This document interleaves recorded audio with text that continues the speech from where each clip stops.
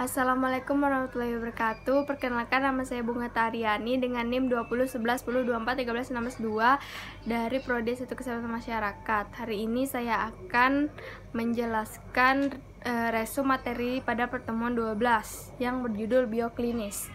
Definisi dari bioklinis adalah melihat kondisi status gizi seseorang dengan melihat perubahan yang terjadi di dalam tubuh, yaitu adanya ketidakcukupan zat gizi pada beberapa jaringan epitel dan dekat dengan kelenjar tiroid. Caranya, pertama melihat tanda atau sign, yang kedua melihat gejala atau simptom, yang ketiga pada diri sendiri atau pada diri seseorang.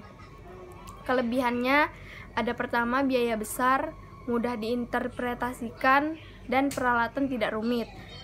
Kekurangannya, pertama gejalanya mirip-mirip, yang kedua klinis tidak bersifat spesifik, dan yang ketiga adanya variasi dalam gejala klinis yang timbul. Pemeriksaan lain bisa dengan melihat medical history seseorang atau rekam medisnya. Beberapa contoh pemeriksaan klinis seperti pertama, seperti apa tanda klinis dari marasmus. Tanda klinis pada marasmus ditandai dengan berat badan yang sangat kurus, baggy pain, iga gambang, dan manifest. Yang kedua, bagaimana tanda-tanda klinis anak obesitas? Yang pertama, hiperpigmentasi di daerah kuduk, lipatan ketiak, dan lipatan paha. Yang kedua, iritasi dan lecet di daerah lipatan interigo furunculosis. Yang ketiga, bone disease atau kaki pengkor. Yang keempat, skoliosis atau tulang belakang melengkung.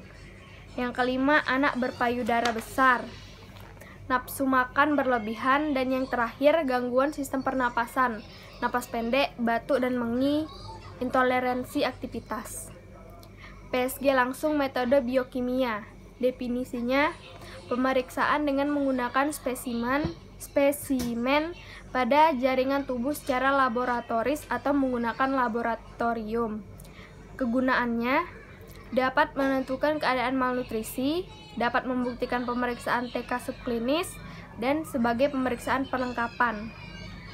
Pemeriksaan biokimia dilakukan terutama untuk mendeteksi keadaan defisiensi zat gizi subklinikal, artinya sudah mengalami kelainan biokimia, namun tanpa tanda-tanda atau gejala klinis, sehingga sering digunakan untuk menggambarkan tahap awal dari suatu penyakit atau kondisi, sebelum gejala terdeteksi oleh pemeriksaan klinis atau pemeriksaan laboratorium.